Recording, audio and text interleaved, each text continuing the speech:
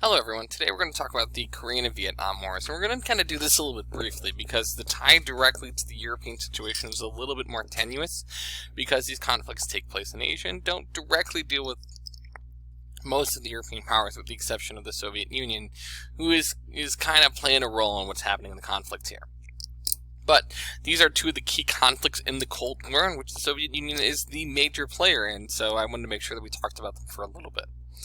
Alright, so the situation that's going on post-World War II is that Japan had conquered all of the Korean Peninsula. That was part of their expansion throughout the course of the war.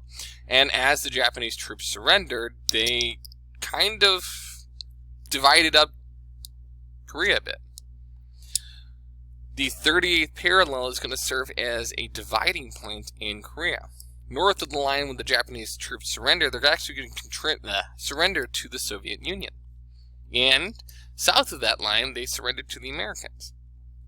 In that area that is north of that 38th parallel, a communist government is going to rise, and south of it is going to be a capitalist economy with a democracy. So what we end up seeing is a very split Korea born at the end of the World War II. And what we're going to also see is that, the Soviet Union doesn't really want to give up control of the area.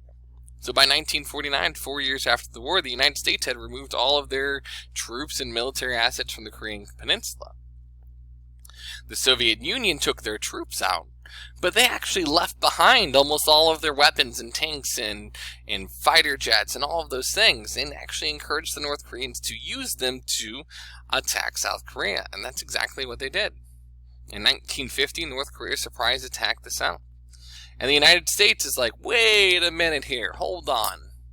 What's going on? And this is going to be really the first test of this new United Nations group, this organization of 51 nations across the globe.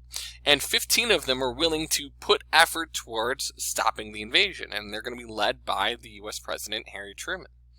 These 15 nations that you see right here are going to participate in the conflict by, sending troops. Some of them send large amounts of troops, like the United States sends 253,000 troops. Some send less. The Republic of South Africa, 800. Australia, 900. On the flip side of this conflict will be North Korea, and it's 130,000 troops, and China. China, who had recently come under communist influence itself under a dictator named Mao Zedong. How many people they sent to this conflict, we literally have no idea. But what we have here now is a direct armed conflict as part of the Cold War. Now, the Soviet Union could have actually blocked the United States being able to send troops and the United Nations being able to do anything at all. But on the day the vote took place, the Soviet Union wasn't there. In fact, it's probably safe to say that the United Nations, knowing the Soviet Union would have gotten involved because all members of the Security Council have a veto power, actively waited till the day the Soviet representative was not there in order to vote. And this is what's going to allow for the Korean War to take place. By 1952, the UN forces had driven the Chinese and North Koreans back, allowing the South to exist again, and by 1953 a ceasefire had taken place, where the fighting stopped. The war was not over, but they had actively stopped fighting. But by this time, by this 5-year period, really from at the end of 1948 to 49, when the Soviet Union removes its troops from the region, all the way to the summer of 1953, 4 million people have died. And since we redrew the line at that 38th parallel, not a single thing had changed when it came to, the borders. This is kind of sad. This is another conflict, much like World War I, where no progress is made, but millions of people died in the process of doing it. But what we have is the divided Korea, a divided Korea that is still divided today. In North Korea, they will have a communist dictator named Kim Il-sung, who will create collective farms that are, worked on by large portions of the population, and then this, crops from the farms divided amongst the people. And he spends the vast majority of the country's money on building up the industry and military of the country. Because there's clearly a desire to want to reinitiate the conflict if the opportunity arose. Well, he will be the dictator of North Korea all the way up until 1994, when his son Kim Jong-il becomes the new dictator. And he will take his focus away from the army and the air force of North Korea and turn it into the nuclear weapons arsenal of North Korea. And he will begin that nuclear program that today is still very much of an issue, not necessarily led by Kim Jong-il, but actually by his son, Kim Jong-un. And they still very much hate the Western powers. This communist North Korean government is very anti-West, not just exclusively the United States, but all Western culture. But clearly there's definitely some extra frustration with the United States that is there. And this is actually some North Korean propaganda. As you can see, as part of this is about, creating almost like a god image for the leader of North Korea. He is just viewed as this powerful leader who can control, in this case, even the weather. And then you have your anti-West propaganda, which is really fun if you want to watch this at some time. But this is what life is like in North Korea. It's a very divided country, and the situation hasn't changed much today. The threat of nuclear war by North Korea, where they're clearly still attempting to develop nuclear weapons and the missiles to be able to transport them around the world, has led to these two sides never being able to reconcile. And technically still, the Korean War is not over. It is a solid 50 years now. It has been, at war. And the ceasefire is just kind of fragilely holding on by a thread, as these two countries are pretty consistently prepared for when war breaks out again. From here on out, the United States is going to keep troops in South Korea. We're not sending them home from here on out, and we still keep a large military presence in South Korea today. But South Korea itself has grown pretty tremendously. It's an incredible democracy at this point, very powerful in the Asian arena. In Vietnam, we see the next of our big conflicts. This takes place a little bit after the Korean War has kind of reached that ceasefire moment. So in 1953, the ceasefire takes place, and the fighting itself slows down. Well, Vietnam itself, we're going to skip the song that I have there, is something that is really going to take place in the 1960s and 70s. But the story itself begins all the way back before World War I was even a thing. In the 1930s, the Vietnamese were actually looking for opportunities to try to break away from French control, because the French Indochina colony had been very brutal to the Vietnamese people. They were worked at incredible hours and given very little food to survive by, and there was a lot of desire by the people to want to break away from the French. Well, in the 1930s, when the leader of the Vietnamese nationalists, a guy by the name of Ho Chi Minh, looked for help, he actually went to Europe and trying to find Europeans that would be willing to help him, liberate his country from the French, and he found no help. He didn't find any help from the United States or anyone else. In fact, the only ones who were willing to do it was, various communist parties that were out there, and this actually leads Ho Chi Minh towards this communist mentality. So then once the war starts to pick up in World War II, we had to have a weird moment here.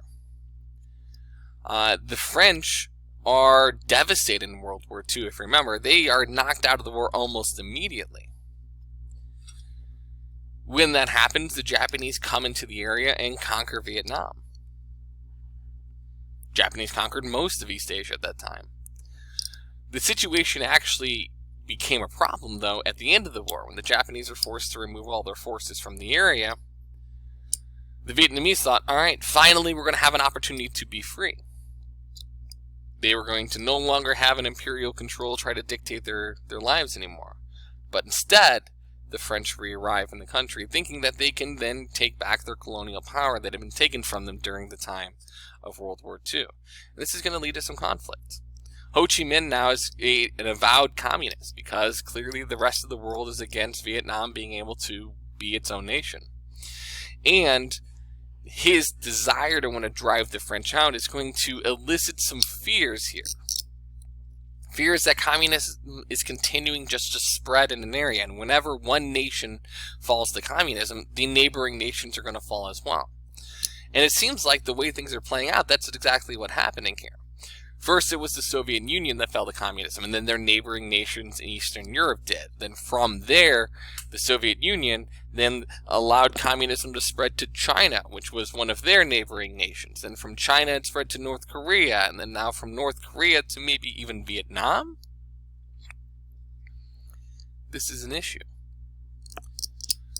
So, when fighting takes place in Vietnam between the French and Ho Chi Minh's nationalist forces that are now embracing this communist mentality, there's a lot of thoughts as to whether or not maybe the United States should get involved. This domino theory that nation after nation is going to fall to communism is really terrifying, because there was this distinct fear that if communism continued to spread in Southeast Asia, it would eventually arrive in India. And at that point in time, if India fell to communism, you'd be looking at over half of the world's population under communist influence. And at that point, isn't the Cold War effectively over? Doesn't communism win? So, after the French are defeated pretty badly by the Vietnamese forces in the area, what we see is, a compromise. Countries are going to get involved, particularly the United States tries to help establish a compromise, splitting Vietnam, kind of like what happened with North Korea and South Korea. We're going to divide it in half, this time at the 17th parallel, and the north is going to be led by Ho Chi Minh and his communist peoples, and in the south is going to be a capitalist government led by a guy named Ngo Dinh Diem, who is supported by the United States. Well, bit of a problem with this. One, Ho Chi Minh is not really excited with the idea of splitting Vietnam in half, but two, and probably more important, the person that the United States kind of sponsored to leading South Vietnam happened to be a corrupt military dictator who treated his people terribly. And eventually the South Vietnamese generals assassinate Diem. And when that happens, now war is breaking out in earnest. Vietnam takes a big turn to the south here, and what happens is the United States is going to get involved. There's an incident called the Gulf of Tonkin incident where a U.S. destroyer is fired upon by two Vietnamese gunboats. Now, we don't know any of the specific details. This is really one of the few pieces of evidence that comes out of this period, and it's clearly not very convincing. And despite this, Congress allows for troops to be sent to Vietnam, and the fighting becomes awful. This is the type of fighting the United States has really never experienced anymore. This is the same guerrilla warfare that we talked about before, but with really those modern weapons that makes it even exponentially worse. American soldiers are not used to this. We're not used to fighting in jungles. We're not used to guerrilla tactics. There are women and children who are fighting in all of this. You had no idea who was on your side, and one of the great iconic, by great, I mean infamous iconic moments of the Vietnam War is the My Lai massacre, where hundreds of Vietnamese people are massacred without a single gun in the village by American soldiers. They were just killed. And this is only a single instance of the kind of atrocious violence that happens in Vietnam. We're going to skip that video for now. Here's some of the weapons that are used. Napalm. Napalm is the gelatinous incendiary. So, when napalm itself is dropped, and this was used as a way to kind of eliminate the jungles themselves, it burns at incredibly high temperatures that sear through human flesh. And since it is a jelly, if you attempt to try to pat out the fire that comes from it, it only spreads to other parts of your body. And this photo that you see of the children here, this is a photo that became immortalized in Time magazine. This was everywhere. Vietnam was awful. And it was only getting worse. We're going to skip through the videos. We also see the introduction of Agent Orange, a chemical defoliant, one that actually at the time was being created in St. Louis. Agent Orange could kill jungles in 48 hours. Everything inside would be dead, and unfortunately it's incredibly persistent. And a persistence that's still being felt in Vietnam today. It is such a damaging toxin that people today in Vietnam are still being born with birth defects because of Agent Orange. Vietnam is the worst that there is. It's an unbelievable atrocity in every way, shape, or form. And as the fighting is getting worse, we see greater and greater efforts to stop it through other fighting. Ho Chi Minh, still leading North Vietnam, is going to start funneling troops and supplies into South Vietnam through something called the Ho Chi Minh Trail. He's actually traveling through the jungles of the neighboring countries of Laos and Cambodia to bring supplies and soldiers and troops to these other areas. And in doing so, the United States is forced to make a decision as to how to respond. And their response is through consistent carpet bombing of the neighboring countries. So like in Cambodia, a country that is not at war, not in any way, shape, or form an active participant, each of those purple dots that you see there is a single instance of bombing in that area to eliminate the Ho Chi Minh Trail. Thousands upon thousands of people die in these bombing efforts. And when this starts happening, American support at home falls off a cliff. There was never a ton of support for Vietnam, but now it's getting progressively worse as protests across the country break out. People don't want to go to war. It's terrible. It's awful, even for the soldiers that there and the people at home. And eventually this support becomes so bad that the United States starts its withdrawal process. We call it Vietnamization. It happens in 1969. The U.S. President Richard Nixon decides he's going to withdraw American troops while training the South Vietnamese to do the fighting themselves. And in order to make this all work, we're just going to bomb Vietnam even more. And in doing so, we kind of just leave them to hang. By 1973, the United States leaves Vietnam, 58,000 casualties of American soldiers. But as you can kind of see, looking from this is literally an iconic photo of the last American helicopter leaving South Vietnam. If you expanded the photo out farther, you would see South Vietnamese forces literally attacking the compound that they are fleeing from. Vietnam falls to the communist forces within days of the U.S. departure from there.